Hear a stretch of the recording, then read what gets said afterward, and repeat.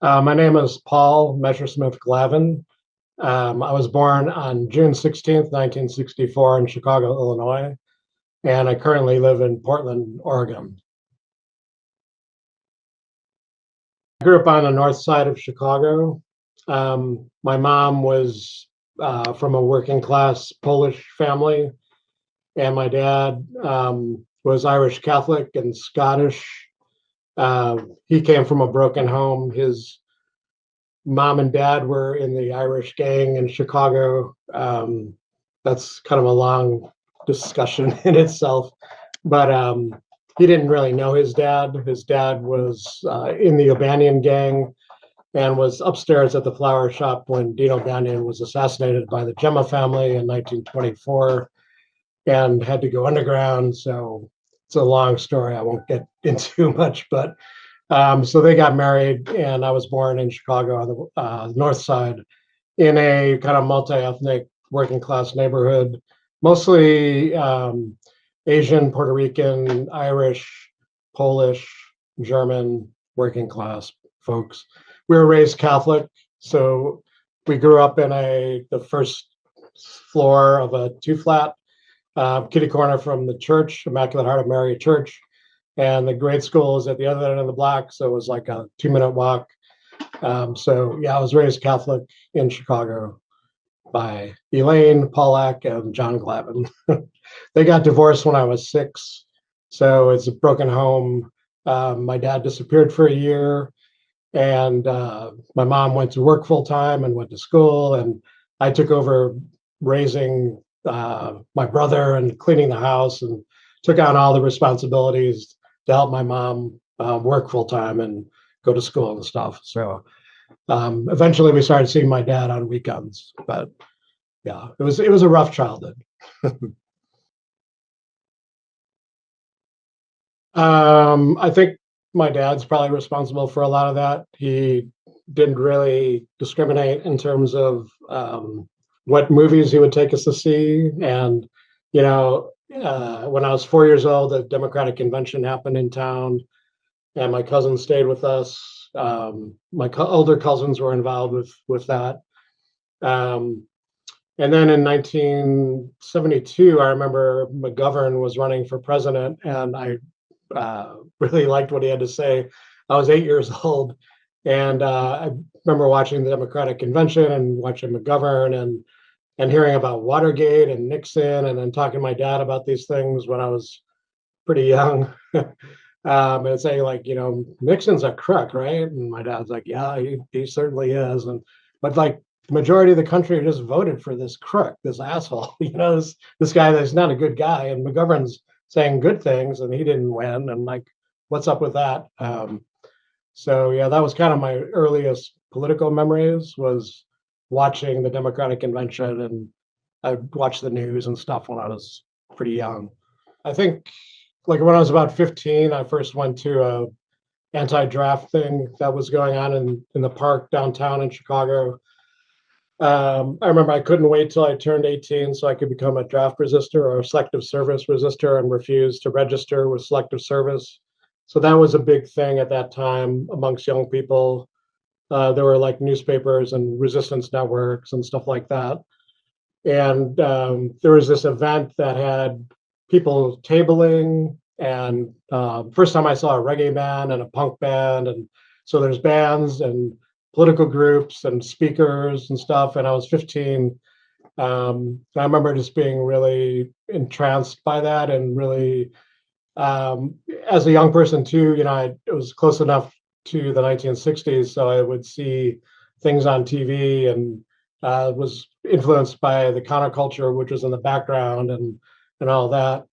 And that set a contrast with 1970s, 1980s Chicago, which was very conservative, kind of a situation, a lot of concrete. And so I was attracted to the 1960s counterculture. And it seemed like this event when I was 15 was kind of replicating that kind of sensibility with the political and the musical and all that kind of stuff together. And then I went to college, and the anti-nuke movement was just getting started in Europe against the first strike missiles. being deployed. And Reagan was elected, talking about fighting and winning a nuclear war and developing a whole new generation of first strike nuclear weapons and all that kind of thing, and putting them into Europe and confronting the Soviet Union. And so there's a huge movement in Europe that I was hoping would spread to the United States and finally did. So in '82, my friend Mark Pilarczyk and I took a bus from Chicago to New York for the march against the arms race that 1 million people showed up for in New York City. And it was a huge thing in Central Park and stuff. So that kind of drew me into the movements of the 1980s, the anti-nuke movement. And then at the same time, there was the Central American Solidarity movement. So I started learning about the death squads in El Salvador and Guatemala, and seeing the United States funding and training militaries that were engaged in mass murder, systematic mass murder. So that was kind of similar, I think, awakening to the realities of US foreign policy that a lot of younger people are now experiencing around Gaza, and seeing the United States supporting a genocide and arming a genocide. So that really pissed me off and awakened my political anger and consciousness about the role of the United States in the world, and seeing death squads and nuclear brinkmanship and all this kind of thing really pissed me off. But fortunately, we had a lot of responses to that, both in sort of social movements and in music, the Dead Kennedys and Crass and all that. So I discovered a lot of that hardcore punk and stuff at that time as well. And then began working at a underground radio station and dropping out of college and stuff like that. So yeah, that was kind of my political awakening, was in the 1980s. Key moments, I guess, I think, like discovering Herbert Marcuse and Murray Bookchin and being introduced to Marx and feminism when I was in college. Reading Mike Balbus at Circle Campus, University of Illinois at Chicago, introduced me to Marx and the feminist thinking, and that was really helpful. And then learning about anarchism and learning about Herbert Marcuse and Murray Bookchin, and then going to see Murray speak in '87 at the Greens gathering and cracking up. He was really very charismatic and very funny and really incisive with his critiques, and then having the opportunity to study with him for a summer and becoming friends with him, and then bringing him to Antioch College, where I ended up going after I went back to college, and spending time with him and Janet Beal, his partner at the time, and just learning from Murray, I think, was really very influential on me. We also formed an organization called the Youth Greens around that time that was trying to bring anti-capitalist radical perspective to the Green movement before it went into electoral politics. So we organized the Earth Day Wall Street Action, which started off kind of as a joke. I was moving to New York, and we just sort of joked about shutting down Wall Street for the 20th anniversary of Earth Day. And George Katsivikas and this Indian organizer, he and I were sitting down, the three of us were sitting down talking and joking about these things. And George made me a deal that if he brought it up at the Greens gathering that night in Eugene, Oregon, and it was positively received, then I would have to do it when I moved to New York. So he did. He talked about it in his keynote talk that night, and it resulted in a standing ovation for the idea. He was talking about using abandoned cars and chaining them to light poles and shutting down Wall Street. And so we ended up not going that far, but we ended up with 1,500 people showing up very early in the morning and on a Monday, and having an all-day action at Wall Street. And that made front page news around the country in terms of drawing the connection between capitalism and ecology, and people protesting the role of corporations in ecological destruction. So, I mean, that was a good moment. And, we were influenced by the Autonom, the German autonomous movement, and the squatters and the black bloc tactics. And So we had black bloc tactics for the first time. We used at the Earth Day Wall Street action in 1990. We covered our faces, but we didn't cover the tops of our heads, which was kind of funny. We are learning, we are new, we are very young. But it was a great action. It was fun to be part of and to organize it in this kind of way that was not typical for the time, because at the time there was a lot of reliance on peacekeepers and cooperating with the police and like protest marshal, keeping everyone in line. And we didn't do any of that. It was based in affinity groups and a general framework, and then people could do what they want. So that was a lot of fun. In the 1990s, in the mid 1990s, Chuck Morris was looking at the right wing and seeing how they had funded a lot of think tanks and stuff, and decided to form an institute, the Institute for Anarchist Studies, to raise money on the one hand, and then to offer grants to organizers and thinkers to be able to do writing projects. So that was an organization that was set up in 1996 and has given out grants, hundreds and hundreds of grants to writers around the world to reflect on their organizing work and to write essays based upon what they were doing in the world. It went on to produce books and create an alliance with AK Press. So we put out the Anarchist Intervention series, which is a whole series of books on various topics, and then producing other books as well. We've put out maybe 15 or 16 books with AK Press.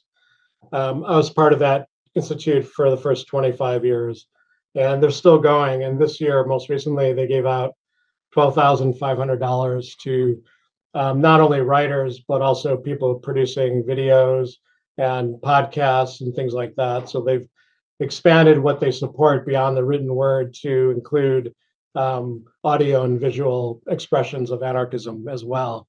So the idea is to try to support getting anarchist ideas out into the world. And we've always prided ourselves on emphasizing to speak in common language, not to be too theoretical or abstract, but to speak in a way that everyday people can understand, and to challenge people to convey these ideas in a straightforward fashion. And that kind of overlapped with the Love and Rage Revolutionary Anarchist Federation that started in 1989 and began as a newspaper project and an attempt to also popularize anarchist ideas, mostly amongst social movements and organizations and organizing campaigns. So we put out a monthly newspaper, partly in Spanish. It was one side was Spanish, one side was English. And I was part of the production group for that in New York for a number of years. And then eventually that spun off into Amor Arabia, this Mexican chapter of Love and Rage in Mexico City. And they put out their own newspaper that was also distributed in the United States. Love and Rage called for a black bloc at the first Gulf War protest in 1991. And about 300 people showed up from around the country for a black bloc at this otherwise very massive but liberal protest march. And that was a lot of fun. I mean, there was a lot of paint bombs involved at the Justice Building and World Trade Center, or the IMF building or World Bank, I can't remember which one, got tagged and people were unarrested. And so the bloc was successful in terms of protecting people and allowing for a higher level of militancy and opposition to the Gulf War. Love and Rage lasted until about 1998. Institute for Anarchist Studies is continuing. And then after, with those of us who studied with Murray in the late 80s, early 90s, we formed a political collective in Minneapolis called AWOL, which had a whole, about 32 different meanings for the acronym AWOL. It was Anarchists Without Lawyers, Anarchists Waltzing Over Lenin, A World of Love, which is the first one. Anyways, so we were a political collective that lasted about 3 years in Minneapolis. And in the early 90s, there was a real renaissance of anarchist organizing in Minneapolis. We had Free Society being published by AWOL members and Youth Grains.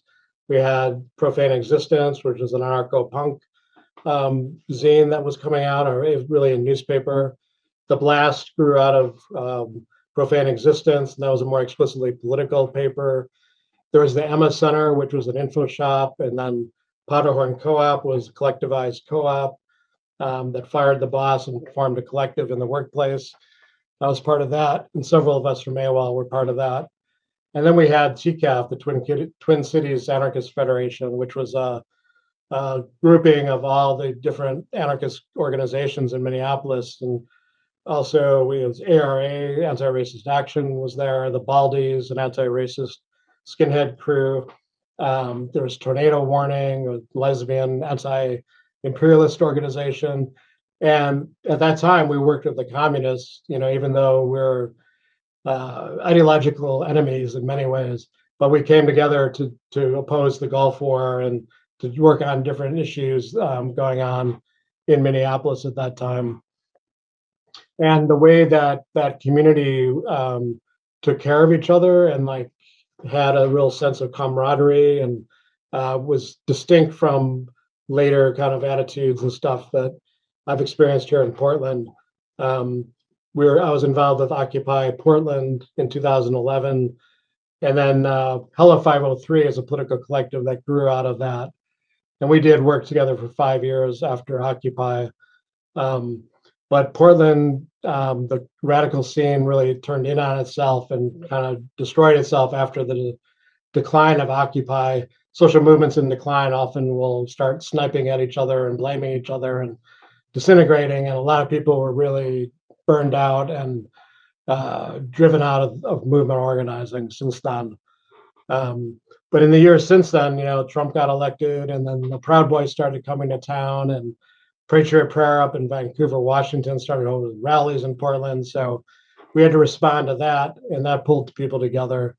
Some of us formed the Pop Mob, Popular Mobilization, to try to reach out beyond the usual circles to bring more people in to the anti-fascist struggle, because at that time we were being invaded by overt fascists, people with shirts that say Pinochet did nothing wrong, and pictures of helicopters, dumping lefties into the ocean, referring back to South America.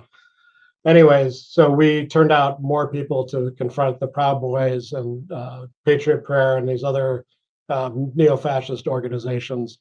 And that led to a lot of street fighting and everything when Trump was first elected, the first 4 years. That's been pretty quiet since then. A lot of them they kind of used Portland as a practice space for January 6th and got in their street fighting here, and then went and invaded the Capitol. And a lot of the guys that were here beating people up and fighting in the streets ended up getting pretty long sentences after January 6th. And then Trump got back in and freed them all. They haven't yet had a victory parade here. They haven't come back here, but we'll see. We'll see what happens. I think anarchism is the left wing of the left wing. It's the most anti-authoritarian. It represents the position of cooperation and freedom, and not reimposing new hierarchies, which I saw a lot of people on the left do historically. And it seems like, looking at history, the anarchists were also always the most principled and the ones that really wanted human freedom. And that's what I'm attracted to, is the idea of human freedom. How I would describe it to the average person is that people can cooperate and make decisions about their lives together, and that they're quite capable of doing that, and that I have faith in people's ability to figure things out for themselves and to make decisions and to organize a life the way they want to organize it, and that they don't need people telling them what to do in terms of a state or religion or anything else. That's not to say I don't believe in authority. I do believe in authority. Authority is essential to the reproduction of society. If people aren't good at something and can't teach other people how to do things, then you're not going to reproduce society. So I think there's a common mistake to be against authority. It's not authority that I'm against personally. It's authoritarianism. So people that have authority, that have accomplishment in a certain thing, like a carpenter or a plumber, that really knows how to do these things, if they then use that knowledge as a way to dominate other people and to tell other people what to do and create a hierarchy and a dominating relationship, that becomes authoritarianism. So it depends on like how do you use your authority and making sure that that does not become an authoritarian relationship. I think putting out the ideas of anarchism, putting out the idea of cooperation, of collectivity, of individual freedom, and the idea, like Emma Goldman talked about, that true individuality is a result of collectivity. Like through cooperation and collective process, you can have strong individuals, and there's only strong individuals that can really participate in a healthy collective relationship. I think talking to people, and meeting people where they're at in their own lives and wherever they're at in terms of their understanding of the world, and then connecting to them based upon that understanding and beginning to introduce ideas of cooperation and collectivity and mutual aid and things like that in a gradual fashion, right? So it's not like talking down to people, it's not lecturing people, it's not telling people what to do, but listening to people and hearing where they're at and getting a sense of what their position is on what's going on, and then meeting them at that place and beginning to bring them to a place of understanding things from an anarchist perspective. I think we need to be putting out a lot more literature, like pamphlets and books and things, but also just talking to people and organizing and being in organizing spaces and bringing our principles into those organizing spaces and trying to prevent the new hierarchies and forms of domination from beginning again. So like critiquing the way things are done in terms of process, in terms of direct democracy, bringing these principles that we have and have learned through experiences of organizing into the organizing process. And then talking to people that are not in the streets too, talking to our neighbors, our coworkers, our family members, and also just exemplifying an anarchist way of life, and treating people well, listening to people, being cooperative and understanding and working on our own shit, and taking that seriously and taking that self-transformation process as seriously as the transformation of society. And then, doing projects and inviting people to get involved with those projects, be they community gardens or organizing campaigns or organizing your workplace, your neighborhood, wherever it is that you are, to transform that into the type of world that we want to live in, and to do that example. But it's not just a matter of lifestyle change. It's a matter of organizing a movement that's going to expropriate the expropriators and socialize wealth and to redistribute wealth that is being hoarded by the elites. So it's a revolutionary process, but it's like, how do you generate the groundswell towards revolution? And you can't just skip the hard steps of organizing.